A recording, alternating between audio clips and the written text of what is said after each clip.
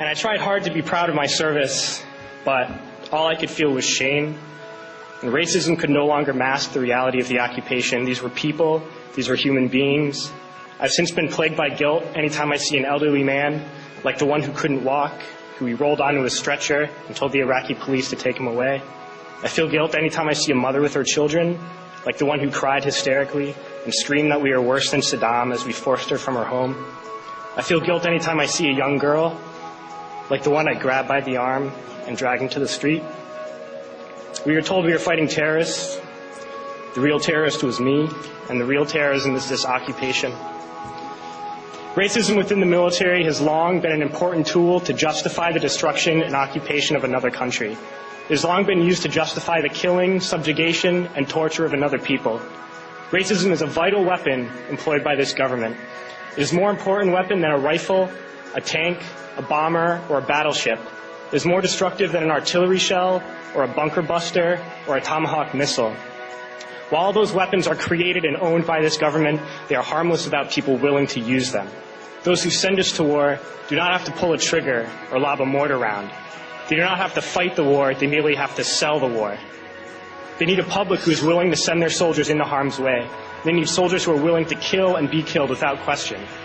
They can spend millions on a single bomb, but that bomb only becomes a weapon when the ranks of the military are willing to follow orders to use it. They can send every last soldier anywhere on earth, but there will only be a war if soldiers are willing to fight. And the ruling class, the billionaires who profit from human suffering, care only about expanding their wealth, controlling the world economy.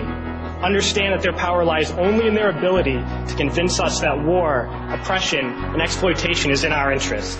They understand that their wealth is dependent on their ability to convince the working class to die to control the market of another country. And convincing us to kill and die is based on their ability to make us think that we are somehow superior.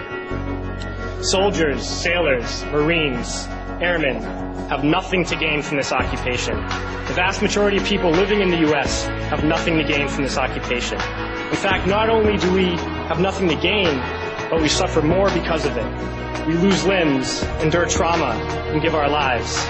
Our families have to watch flag-draped coffins lowered into the earth. Millions in this country without health care, jobs, or access to education must watch this government squander over $450 million a day on this occupation.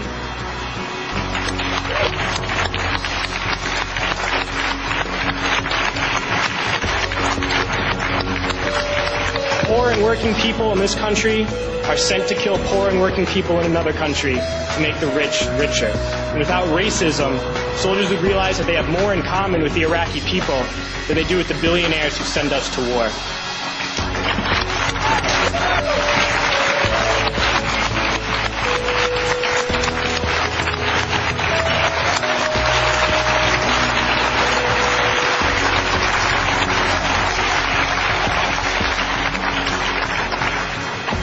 I threw families onto the street in Iraq, only to come home and find families thrown onto the street in this country, in this tragic and unnecessary foreclosure crisis. We need to wake up and realize that our real enemies are not in some distant land. They're not people whose names we don't know and cultures we don't understand. The enemy is people we know very well and people we can identify. The enemy is a system that wages war when it's profitable. The enemy is the CEOs who lay us off from our jobs when it's profitable. It's the insurance companies who deny us health care when it's profitable. It's the banks who take away our homes when it's profitable. Our enemy is not 5,000 miles away. They are right here at home. If we organize and fight with our sisters and brothers, we can stop this war, we can stop this government, and we can create a better world.